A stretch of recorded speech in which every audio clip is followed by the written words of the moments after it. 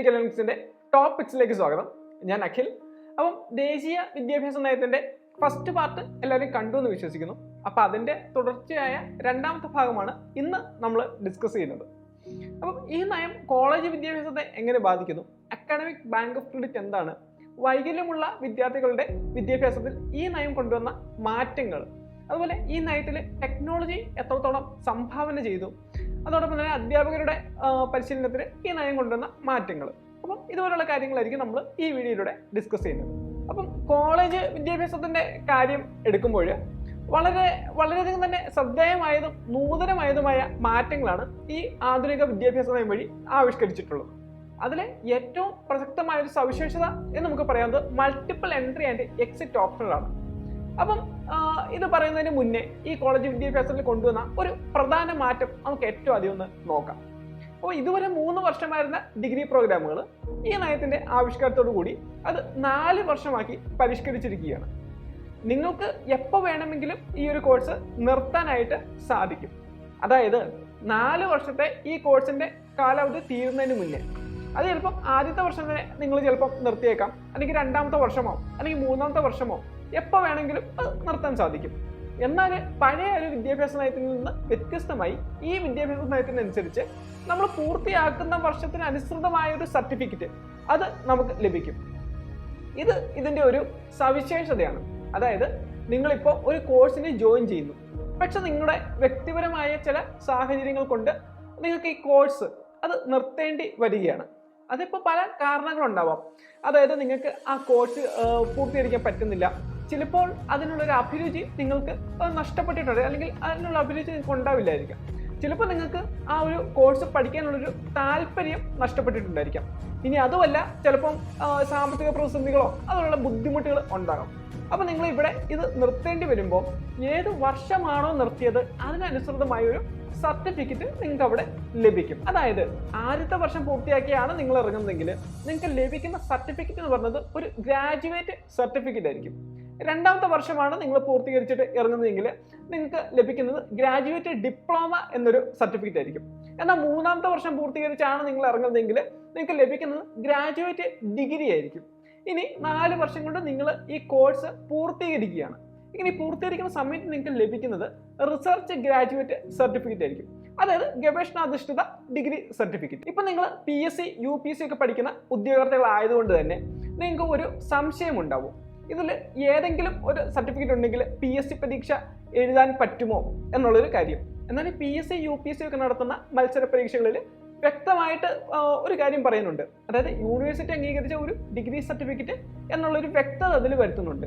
അപ്പം അതുകൊണ്ട് തന്നെ നിങ്ങൾ പഠിക്കുന്ന വിഷയത്തിൽ നിങ്ങൾക്ക് ഡിഗ്രി പ്രാപ്തമാകണമെങ്കിൽ അത് 3 വർഷം പൂർത്തീകരിക്കുമ്പോഴാണ് നിങ്ങൾക്ക് ഡിഗ്രി അനുബന്ധ സർട്ടിഫിക്കറ്റ്, അതായത് ഡിഗ്രി ഗ്രാജുവേറ്റ് എന്നൊരു സർട്ടിഫിക്കറ്റ് ഇവിടെ ലഭിക്കുന്നത്.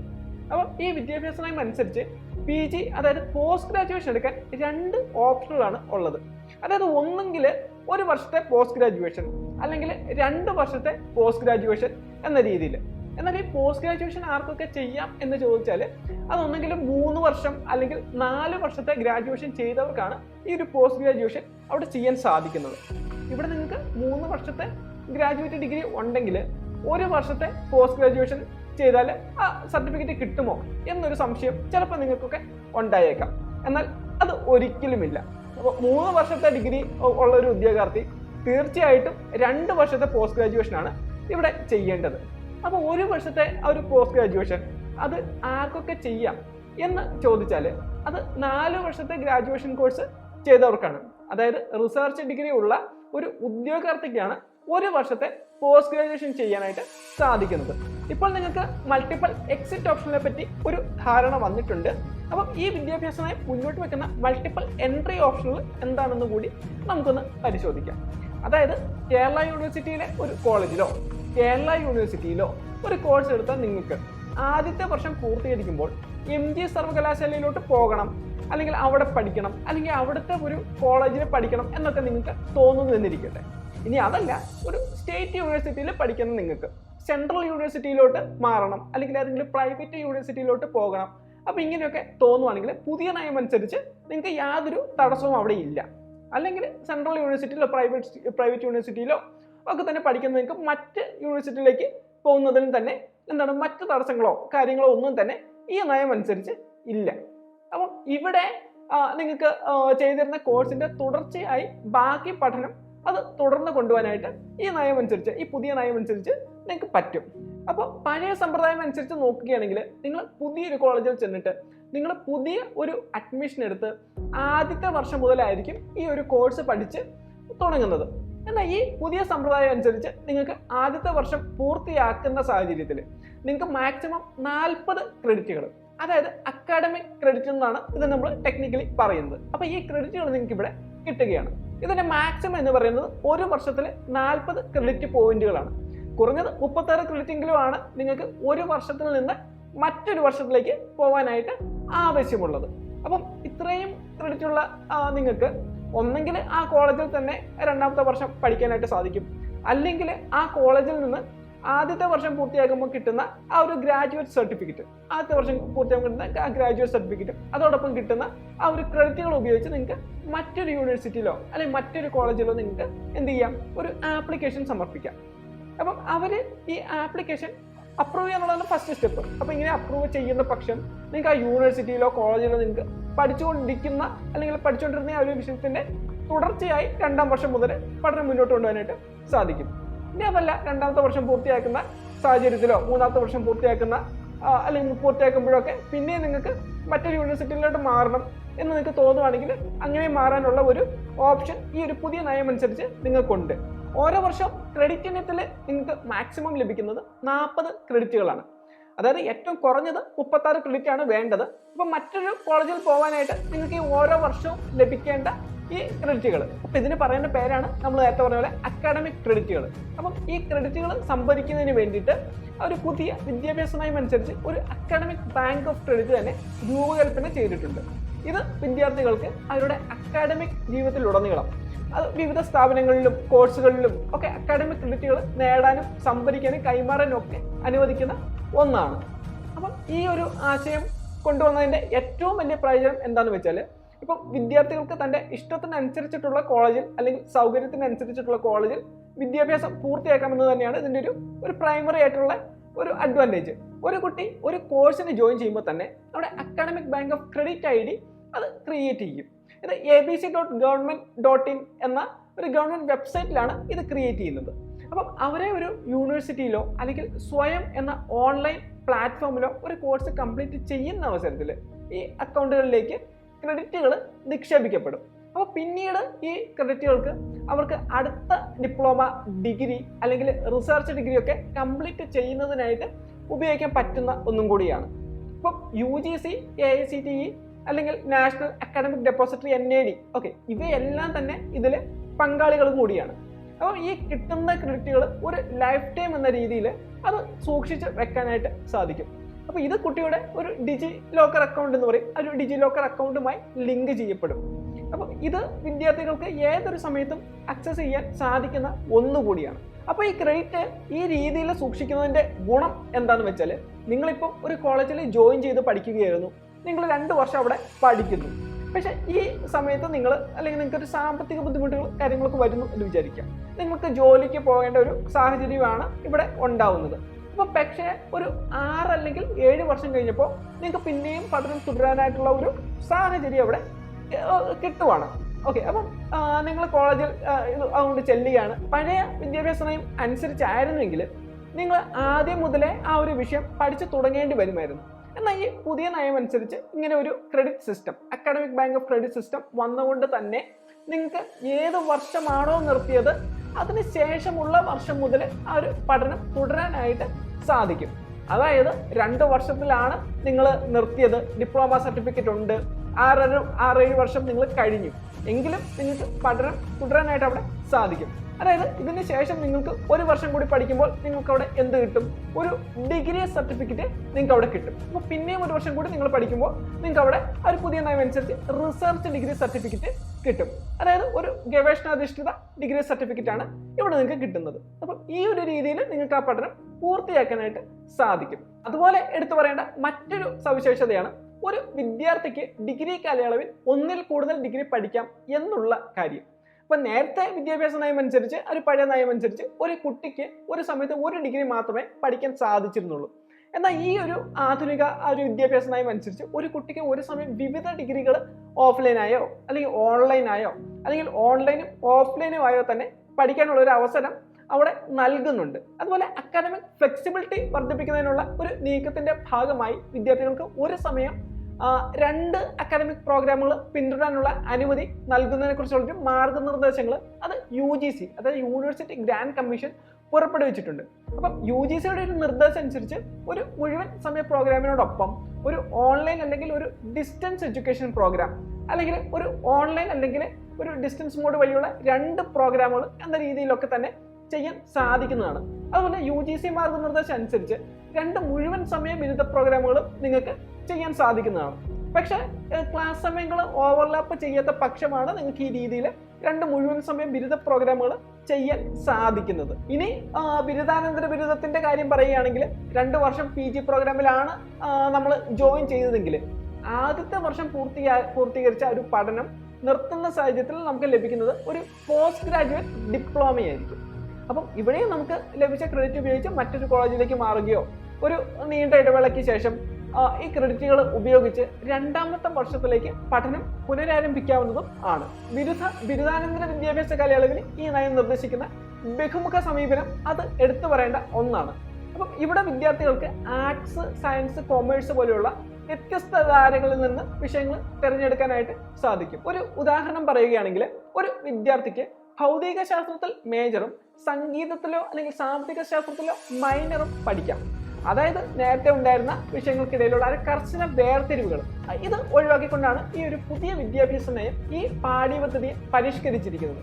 അപ്പോൾ വിദ്യാർത്ഥികൾക്ക് അക്കാഡമിക് വിഷയങ്ങളോടൊപ്പം തന്നെ തൊഴിലധിഷ്ഠിത വിഷയങ്ങളും തിരഞ്ഞെടുക്കാം എന്നത് എടുത്തു പറയേണ്ട ഒരു സവിശേഷത കൂടിയാണ്. ഇതിൽ വിദ്യാർത്ഥികൾക്ക് 21ാം നൂറ്റാണ്ടിലെ കഴിവുകൾ ഊന്നൽ നൽകുന്ന ഇപ്പോൾ കോഡിങ് അല്ലെങ്കിൽ ആർട്ടിഫിഷ്യൽ ഇന്റലിജൻസ് മുതലായ തിരഞ്ഞെടുക്കാനുള്ള ഒരു സംവിധാനം കൂടി ഈ ഒരു കോളേജ് വിദ്യാഭ്യാസ കാലയളവിൽ ഒരുക്കാനായിട്ട് ഈ നയം നിർദ്ദേശിക്കുന്നുണ്ട്. മൊത്തത്തിൽ പറഞ്ഞ മൾട്ടി ഡിസിപ്ലിനറി ഫ്ലെക്സിബിൾ പഠനപാതകൾ പ്രോത്സാഹിപ്പിക്കുന്നതിനുള്ള NEP 2020 ദർശനവുമായി ചേരുന്ന വിധമാണ് ഈ പുതിയ ഡിഗ്രി പഠന പ്രക്രിയ ആവിഷ്കരിച്ചിരിക്കുന്നത്. അപ്പം അതോടൊപ്പം തന്നെ നമ്മളിവിടെ ശ്രദ്ധിക്കേണ്ട ഒരു ബോഡിയാണ്, അതായത് HECI, higher education council of India എന്ന് പറയും. അപ്പം യൂണിവേഴ്സിറ്റി ഗ്രാന്റ് കമ്മീഷനും അതുപോലെ നിലവിലുള്ള മറ്റ് റെഗുലേറ്ററി ബോഡികളുണ്ട്. അതായത് ഇപ്പം all India council for technical education AICT എന്ന് പറയും. അതുപോലെ തന്നെ national council for teachers education എന്ന് പറയും NCT. അപ്പം ഇത് മുതലായവയ്ക്ക് പകരമായി ഇന്ത്യയിലെ ഉന്നത വിദ്യാഭ്യാസത്തിനായിട്ടുള്ള ഒരു നിർദ്ദിഷ്ട നിയന്ത്രണ ബോഡിയായി നിർദ്ദേശിക്കപ്പെട്ടിട്ടുള്ളത് ഇപ്പം നമ്മൾ പറഞ്ഞ HECI അല്ലെങ്കിൽ higher education council of India ആണ്. അപ്പോൾ മെഡിക്കല്, നിയമവിദ്യാഭ്യാസം ഒഴികെ ബാക്കിയുള്ള എല്ലാ വിദ്യാഭ്യാസ മേഖലയും നിയന്ത്രിക്കുന്നതും അതിന്റെ ഏകോപനം നടത്തുന്നതും ഈ higher education council of India എന്ന് നമ്മളിപ്പോൾ പറഞ്ഞ ആ ഒരു ബോഡി ആയിരിക്കും. അപ്പോൾ റെഗുലേറ്ററി, അക്രഡീഷൻ, അതുപോലെ തന്നെ ഫണ്ടിങ്, അക്കാഡമിക് മാനദണ്ഡങ്ങൾ എന്നിവയെ വേർതിരിച്ചുകൊണ്ട് ഉന്നത വിദ്യാഭ്യാസത്തിന്റെ ഭരണം കാര്യക്ഷമമാക്കാനും മെച്ചപ്പെടുത്താനുമാണ് ഇതുകൊണ്ട് ലക്ഷ്യമിടുന്നത്.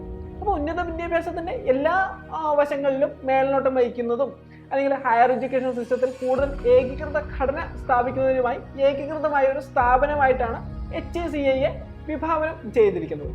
അപ്പോൾ ഹയർ എഡ്യൂക്കേഷൻ കൗൺസിൽ ഓഫ് ഇന്ത്യയുടെ പ്രവർത്തനം കൂടുതൽ കാര്യക്ഷമമാക്കാനായി ഈ കൗൺസിലിന് കീഴിലായിട്ട് 4 പ്രധാന ഉപസംഘടനകളാണ് ഒരു അല്ലെങ്കിൽ നിർദ്ദേശിക്കപ്പെട്ടിട്ടുള്ളത് എന്ന് നമുക്ക് പറയാം.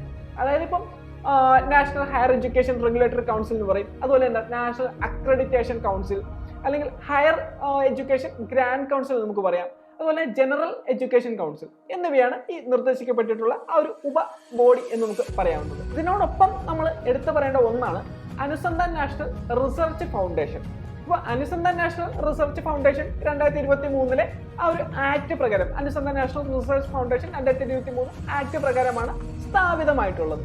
ഇന്ത്യയിലെ സർവകലാശാലകൾ, അതുപോലെ കോളേജുകൾ, ഗവേഷണ സ്ഥാപനങ്ങൾ, ഗവേഷണ വികസന ലബോറട്ടറികൾ എന്നിവിടെ എല്ലാം ഒരു ഗവേഷണ വികസനം വളർത്തുക അല്ലെങ്കിൽ പ്രോത്സാഹിപ്പിക്കുക, അതോടൊപ്പം തന്നെ ഗവേഷണത്തിന്റെയും ഇന്നോവേഷന്റെയും ഒരു സംസ്കാരം വളർത്തുക എന്നിവയാണ് നമ്മളിപ്പോൾ പറഞ്ഞ അനുസന്ധാൻ നാഷണൽ റിസർച്ച് ഫൗണ്ടേഷൻ ലക്ഷ്യമിടുന്നത്. ഈ അനുസന്ധാൻ നാഷണൽ റിസർച്ച് ഫൗണ്ടേഷൻ സ്ഥാപിതമായതോടെ 2008 സ്ഥാപിതമായ science and engineering research board അത് ANRF നമ്മൾ പറഞ്ഞ അനുസന്ധാൻ നാഷണൽ റിസർച്ച് ഫൗണ്ടേഷനിൽ ലയിച്ചു.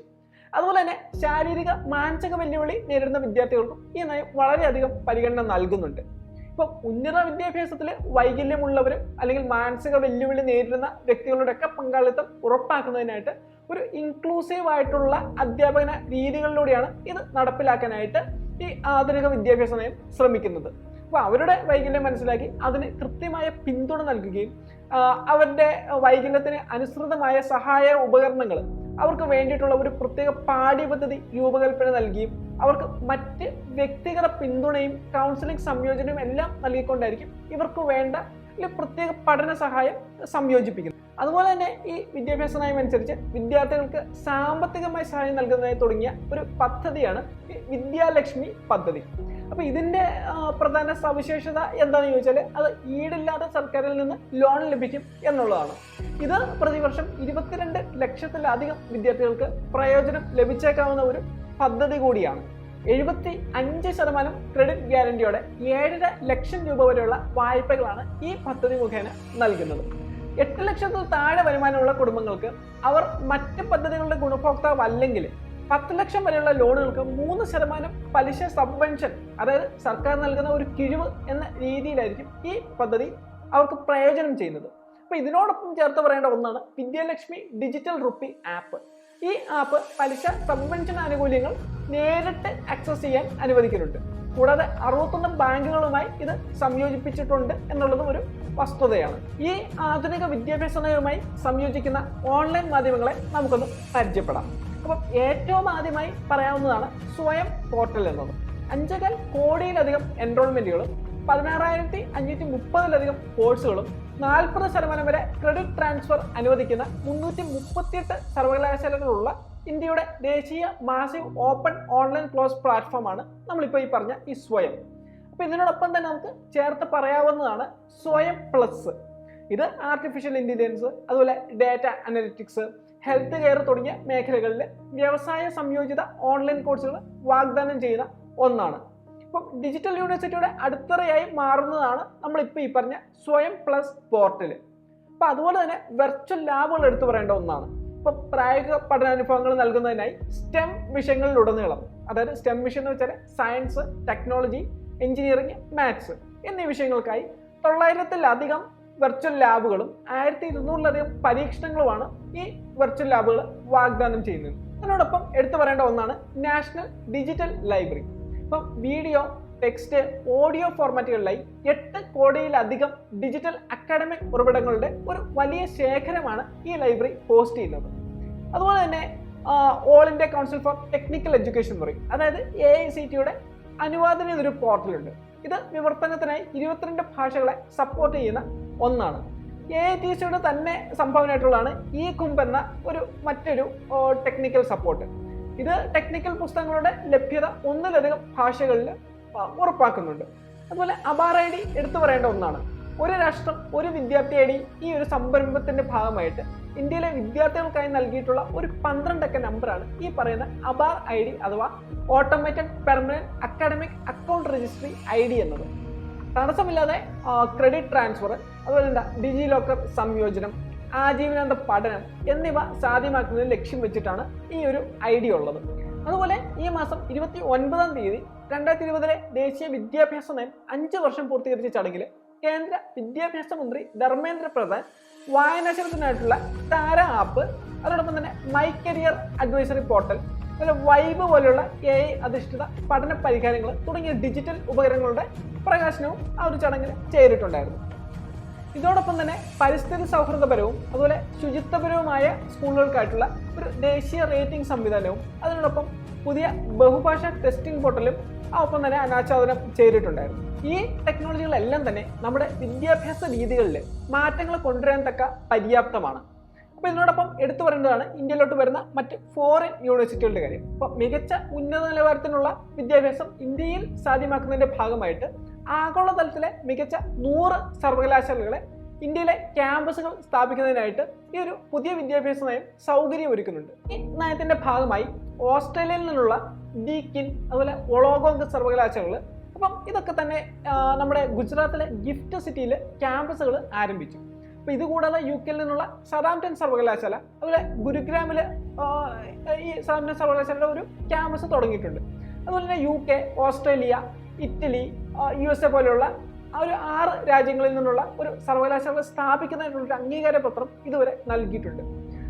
ഇതോടൊപ്പം തന്നെ എടുത്തു വരേണ്ട ഒന്നാണ് വെസ്റ്റേൺ സിഡ്നി, അതുപോലെ വിക്ടോറിയ, ലാട്രോബ്, ബ്രിസ്റ്റോൾ തുടങ്ങിയ സർവകലാശാലകൾ ഇന്ത്യയിലെ ക്യാമ്പസ് തുറക്കുന്നതിനായിട്ട് ലെറ്റേഴ്സ് ഓഫ് ഇന്റന്റ് പ്രഖ്യാപിച്ചത്. ഇപ്പോൾ പുതിയ വിദ്യാഭ്യാസ നയത്തിന്റെ ഒരു പ്രധാന സവിശേഷതയായിട്ട് നമുക്ക് ഈ ഒരു വിദേശ വിദ്യാഭ്യാസം അല്ലെങ്കിൽ വിദേശ ഈ സർവകലാശാലകൾ ഇന്ത്യയിലേക്ക് വരുന്നത് നമുക്ക് എടുത്ത് പറയാവുന്ന ഒരു വലിയ മാറ്റം തന്നെയാണ്. ആഗോളതലത്തിൽ അംഗീകരിക്കപ്പെട്ട പ്രോഗ്രാമുകൾ ഇതുവഴി വാഗ്ദാനം ചെയ്യുന്നത് ഇന്ത്യക്കുള്ളിൽ ഗുണനിലവാരമുള്ള വിദ്യാഭ്യാസം നൽകുന്നത്, അതിനെ പ്രോത്സാഹിപ്പിക്കുകയും അതുപോലെ ഇതിലൂടെ തന്നെ വിദേശത്തെ വിദ്യാഭ്യാസം തരുന്ന ഇന്ത്യൻ വിദ്യാർത്ഥികളുടെ എണ്ണം കുറയ്ക്കുന്നതിന് ഈ നയം വളരെയധികം സഹായകരമാണ്. ഇപ്പോൾ ടെക്നിക്കലി പറയുകയാണെങ്കിൽ ബ്രെയിൻ ഡ്രെയിൻ തടയുന്നതിന് ഇത് വളരെയധികം സഹായിക്കും.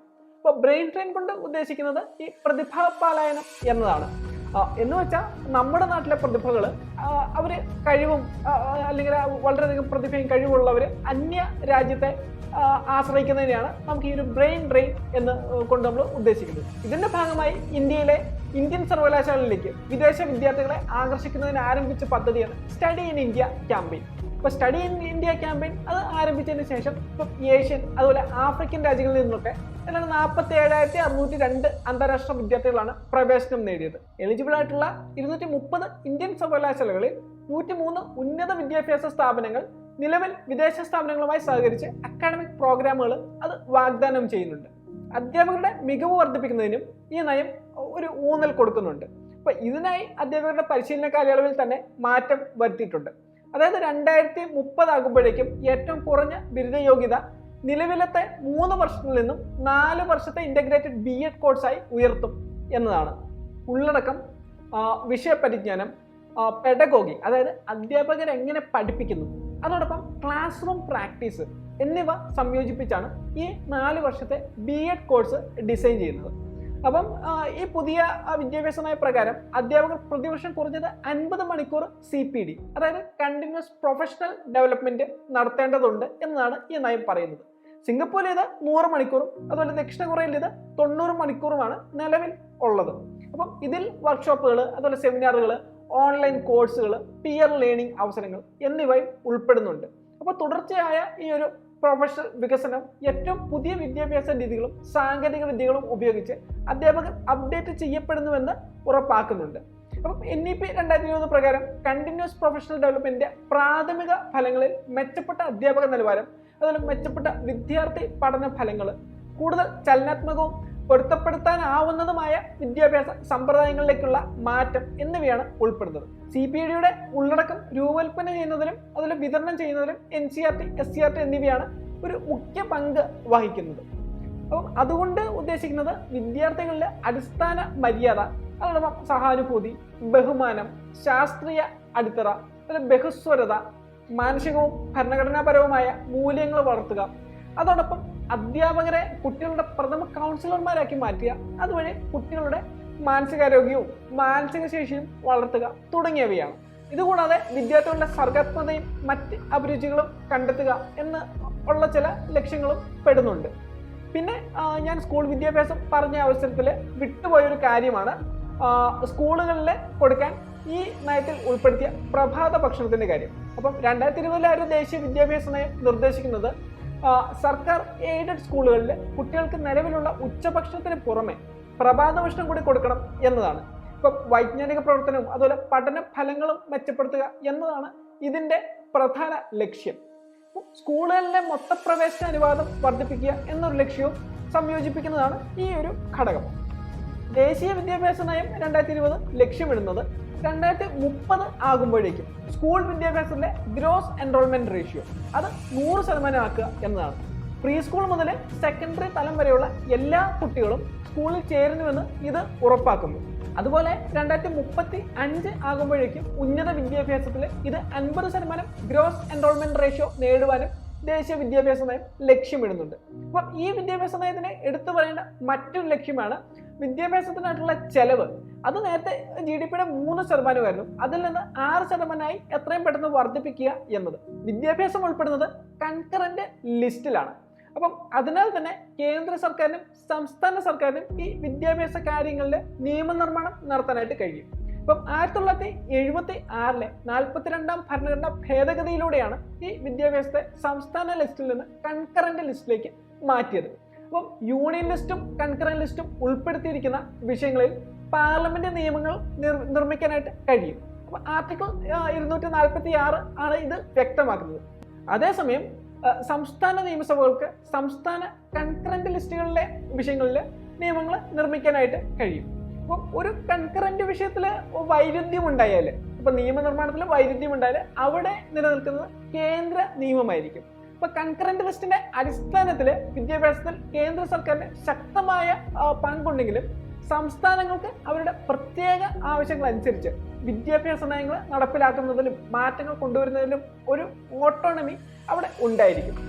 അപ്പം 2020 ദേശീയ വിദ്യാഭ്യാസ നയത്തിന്റെ കരട് സമിതിയുടെ അധ്യക്ഷനായിരുന്നത് മുൻ ISRO ചെയർമാനും അതുപോലെ പശ്ചിമഘട്ട സംരക്ഷണ റിപ്പോർട്ടിലൂടെ നമുക്കെല്ലാം പരിചിതനുമായിരുന്ന K. കസ്തൂരിരംഗനാണ്. അപ്പോൾ നമ്മൾ ഈ കഴിഞ്ഞ എപ്പിസോഡ് ഈ എപ്പിസോഡുമായിട്ട് നമ്മൾ അനലൈസ് ചെയ്തത് ഈ പുതിയ നാഷണൽ എഡ്യൂക്കേഷൻ പോളിസി, അതായത് 2020 ഒരു ദേശീയ വിദ്യാഭ്യാസ നയമാണ്. അപ്പോൾ മറ്റൊരു കറന്റ് അഫയേഴ്സ് ടോപ്പിക്കിന്റെ അടുത്തൊരു വീഡിയോയിൽ നമുക്ക് കാണാം. Thank you.